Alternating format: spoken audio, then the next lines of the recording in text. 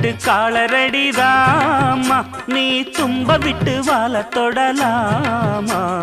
பாய் மேல பூ போட்டு படிப்போமா புது பாட்டு ஆமாமா அதுதானே அழுக்காத விளையாட்டு